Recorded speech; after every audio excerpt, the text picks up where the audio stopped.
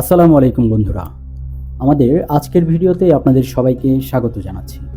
আজ আমরা আলোচনা করব ইসলামের এক অনন্য চরিত্রের জীবন ও কীর্তির উপর, যিনি শুধু ইসলামের প্রথম মুয়াজ্জিনই ছিলেন না, বরং সাহস, ধৈর্য ও ঈমানের এক অসাধারণ প্রতীক ছিলেন। আপনারা নিশ্চয়ই হয়তো বুঝে গেছেন আমি কার কথা বলতে যাচ্ছি। জি, তিনি হচ্ছেন হযরত বেলাল রাদিয়াল্লাহু আনহু। মূল ভিডিওতে যাওয়ার আগে সবাইকে অনুরোধ করব, যারা ইসলামকে ভালোবাসেন তারা অবশ্যই আমাদের চ্যানেলটিকে সাবস্ক্রাইব করবেন এবং আমাদের সাথেই থাকবেন। তো চলুন জেনে নিই হযরত বেলাল রাদিয়াল্লাহু আনহু এর জীবনী। হযরত বেলাল রাদিয়াল্লাহু আনহু এর পূর্ণ নাম বেলাল ইবনে রাবাহ। তিনি জন্মগ্রহণ করেছিলেন মক্কায়। এক দাস পরিবারের সন্তান হিসেবে তিনি জন্মগ্রহণ করেছিলেন। শুরুতেই তার জীবন ছিল কঠিন, কিন্তু আল্লাহর পথে অটল বিশ্বাসী তাকে শক্তি জুগিয়েছে। ইসলামে আকৃষ্ট হওয়ার পর তার মালিক উমাইয়া ইবনে খালফ তাকে জঘন্য অত্যাচার করত।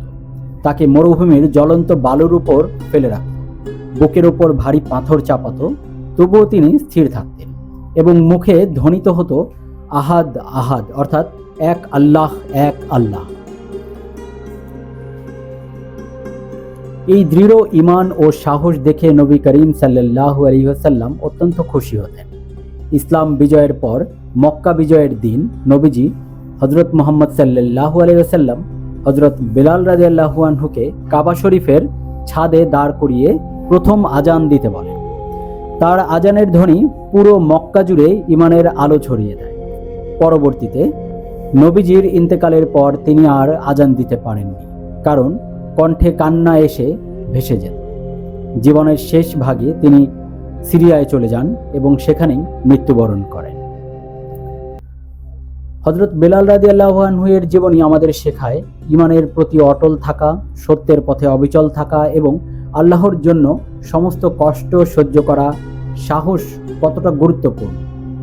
তিনি ছিলেন দাস, কিন্তু আল্লাহর দৃষ্টিতে ছিলেন মর্যাদাবান ও সম্মানিত।